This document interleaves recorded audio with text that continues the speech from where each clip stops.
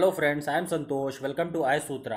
दोस्तों, prelim short news की पहली जो न्यूज़ है उसमें बात करी जा रही है जननी सुरक्षा योजना की। इसमें जननी सुरक्षा योजना जो है ये एक मैटरनल प्रोटेक्शन स्कीम है, मतलब जच्चा बच्चा की स्कीम है। इसमें आप देखेंगे प्रमोट किया जाएगा इंस्टीट्यूशनल डिलीवरीज, जो कि लॉन्च की गई थी ये स्कीम 2005 के अंडर में। इसका बेसिकली काम होगा कि जो बच्चों की और महिलाओं की जो प्रेग्नेंट लेडीज़ हैं उनकी जो डेथ हो जाती है उसको कहीं ना कहीं रोका जाए किसी तरीके से।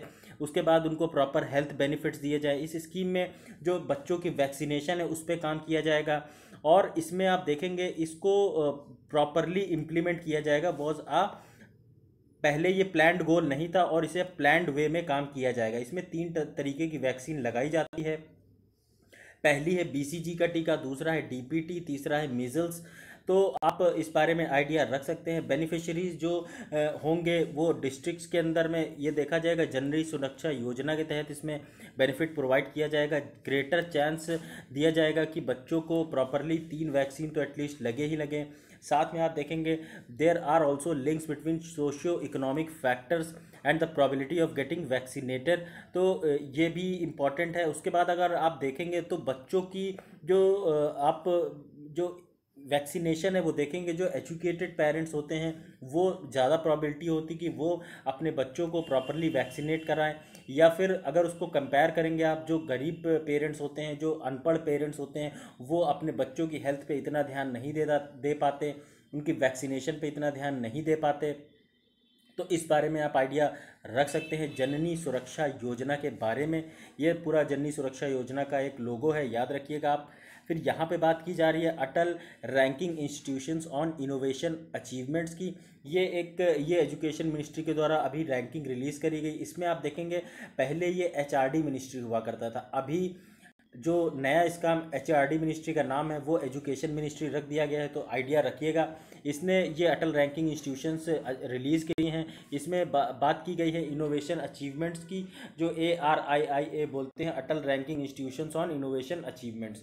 इस रैंकिंग में आप देखेंगे इसका बेसिकली काम होगा कि वो प्रमोट करे इनोवेशन, जो कि इंडियन एजुकेशन इंस्टीट्यूशंस में आज की सख्त ज़्यादा ज़रूरत है। ज़्यादा से ज़्यादा रिसर्च एंड डेवलपमेंट हो, ज़्यादा से ज़्यादा बच्चे रिसर्च करें और नए नए इंटर एक मिनट।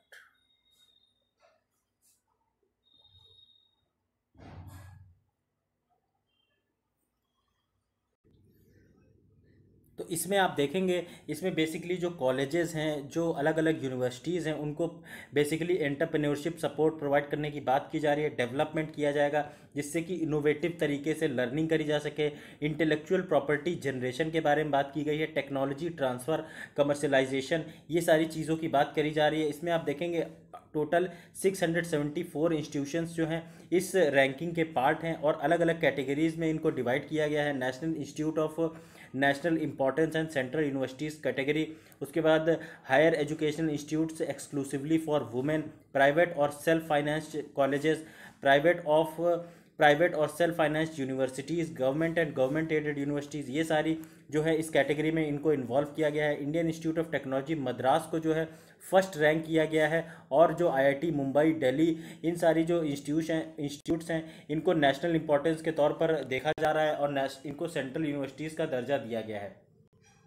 तो आप आइडिया रखिएगा इस बारे में, अटल रैंकिंग इंस्टीट्यूशंस के बारे में, कि सबसे टॉप पे कौन सी यूनिवर्सिटी है। तो टॉप पे है मद्रास यूनिवर्सिटी। तो ये है logo Atal ranking institutions on innovation achievements 2019 का। उसके बाद यहाँ पे बात की जा रही है नेशनल कैंसर रजिस्ट्री रिपोर्ट की। अभी जो नेशनल कैंसर रजिस्ट्री रिपोर्ट है ये 2020 की रिलीज़ करी गई ICMR के द्वारा, यानी कि Indian council of medical research के द्वारा। National centre for disease and informatics and research, इन दोनों लोग साथ के मिलके ये इस रिपोर्ट को रिलीज़ किया गया है। हाइलाइट्स अगर देखेंगे कुछ इस रिपोर्ट्स की, सबसे पहले देखेंगे कि तो कैंसर जो है वो ज़्यादातर जो लोग तंबाकू गुटखा ज़्यादा खाते हैं नॉर्थ ईस्ट रीजन के, उनको ज़्यादा होता है ये कैंसर। 27.1% लोग जो हैं वो आते हैं। टोटल कैंसर बर्डन हर साल यहाँ से बढ़ जाता है। तो आप आइडिया रख सकते हैं कि टोबैको जो है वो कितना ज़्यादा हानिकारक है कैंसर पेशेंट्स के लिए। इससे बहुत ज़्यादा कैंसर होने की संभावना बढ़ती है।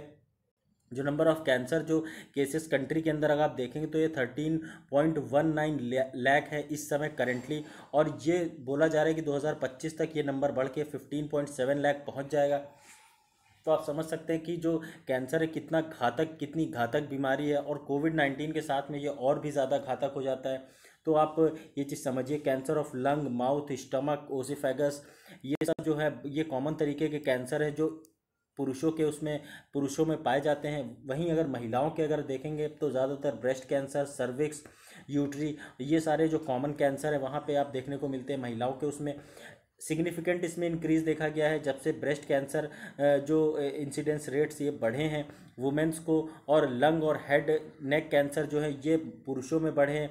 तो आप देखिए महिलाएं और पुरुष दोनों अलग अलग तरीके के कैंसर से जूझती हैं अलग अलग टाइम पे। डिक्लाइनिंग ट्रेंड देखा गया ज़्यादातर in most of the registries of cancer of cervix cancer जो है वो कहीं ना कहीं उस पर कंट्रोल पाए जाने की बात की जा रही है।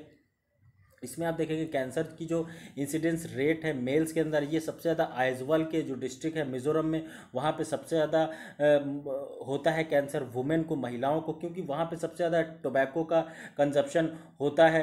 ये इस बारे में आइडिया रखिएगा, सबसे ज़्यादा कैंसर के जो मेल पेशेंट्स हैं वो आइजवाल में पाए जाते हैं। महिलाओं के जो कैंसर के सबसे ज़्यादा पेशेंट्स हैं वो अरुणाचल प्रदेश के पापू पाम्परे डिस्ट्रिक्ट के अंदर पाए जाते हैं। बोथ मेल और फीमेल जो होते हैं कैंसर का इंसिडेंट सबसे ज़्यादा कम देखने को मिलते हैं महाराष्ट्र के अंदर में।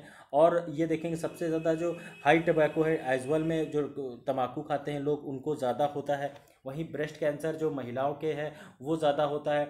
मल्टीपल स्टडीज़ करी गई हैं जिससे कि जो बीड डिस्ट्रिक्ट जो है वहाँ पे सबसे कम कैंसर के जो पेशेंट्स देखने को मिलते हैं वो पढ़ा गया है। उसमें बताया गया कि जेनेटिक इन्फ्लुएंस जो है इसमें मेजर रोल प्ले करता है जिससे कि जो कैंसर है वो वहाँ पे कम फैलता है। तो इस बारे में आप आइडिया रख सकते हैं। यहाँ पे बात की जा रही है प्रोजेक्ट डॉल्फिन। प्रोजेक्ट डॉल्फिन जो है एनवायरनमेंट मिनिस्ट्री ने बोला है कि वो होलिस्टिक प्रोजेक्ट लॉन्च करेगी प्रोजेक्ट डॉल्फिन के नाम से। इसमें कंजर्वेशन और प्रोटेक्शन किया जाएगा जो डॉल्फिन्स हैं उनका। डॉल्फिन्स जो है हमारे देश की जो गंगा की नेशनल जो एनिमल है, तो इस बारे में आप आइडिया रख सकते हैं। रिवर्स और ओशंस जो हैं कंट्री के अंदर हर जगह डॉल्फिन को प्रोटेक्ट किया जाएगा। मिनिस्ट्री ये भी प्लान कर रही है कि प्रोजेक्ट लायन को लॉन्च करे, क्योंकि अभी आप देखेंगे जो हमारे तो देश में लायन की जो पॉपुलेशन है वो लगभग 600 से ज़्यादा अब हो चुकी है। मिनिस्ट्री ने बोला है कि स्टेट्स जो है 80% compensatory afforestation fund management and planning authority fund in implementation activities, 20% activity building and infrastructure creation के इसमें फंडिंग के लिए बात की जा रही है, कैसे स्टेट्स को प्रॉपरली फंड करके चलना है। तो आइडिया इस बारे में रखिएगा। यहाँ पे बात की जा रही है पीएम स्वनिधि। पीएम स्वनिधि इसमें बेसिकली जो प्राइम मिनिस्टर के द्वारा ये एक मोबाइल ऐप लॉन्च करी गई। इसमें जो वेंडर्स हैं, स्ट्रीट वेंडर्स हैं, जो कि रेहड़ी लगाते हैं, छोटे दुकानदार हैं, उनको आत्मनिर्भर बनाने की बात की जा रही है। कैसे उनको लोन प्रोवाइड किया जा सकेगा जिससे कि वो अपना बिजनेस रिज्यूम कर सकें। साथ ही एक हरासमेंट फ्री एनवायरनमेंट उनको मिलेगा जहाँ पे वो अपना बिजनेस कर पाएंगे। जैसे कोई पुलिस वाला नहीं परेशान करेगा, कोई दूसरे टैक्स वगैरह वाले परेशान नहीं करेंगे, लोग परेशान नहीं करेंगे। तो ये सारी चीज़ें हैं। Mobile app for urban local bodies इसमें काम करेंगे। इसमें यूज़र फ्रेंडली डिजिटल इंटरफेस होगा जिससे कि लोग आसानी से लोन एप्लीकेशन से लगा सकेंगे। मिनिस्ट्री जो है इसमें सोशियो इकोनॉमिक प्रॉफिटिंग के बारे में बात कर रही है, स्कीम बेनिफिशरीज़ को, जिससे कि फैसिलिटेट किया जा सके actions in other government welfare scheme जैसे कि PMAY, प्रधानमंत्री आयुष योजना, और उसके बाद आयुष्मान भारत, उज्ज्वला जनधन योजना, सौभाग्य। तो ये सारी स्कीमें भी इसके साथ मिलकर काम करती हुई नजर आएंगी। पीएम स्वनिधि जो है ये एक एम्बिशियस प्रोजेक्ट है।